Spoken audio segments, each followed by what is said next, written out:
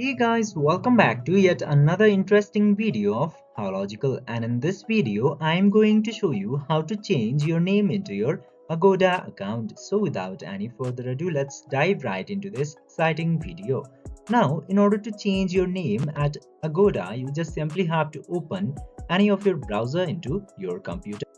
Then after opening the browser, simply open the site of agoda.com into your computer.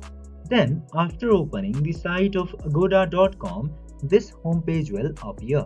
Now you just simply have to tap into your profile at the right side. Just simply tap into that and then you will get the option of profile into here.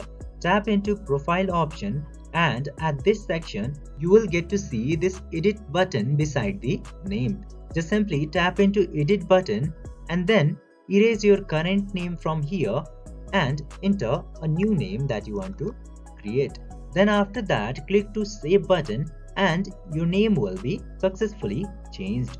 But in order to verify your name, you just simply have to put your real name from the ID card. I hope this video was helpful for you. If yes, don't forget to like, share and subscribe to the channel to never miss another update. Thank you for watching the video.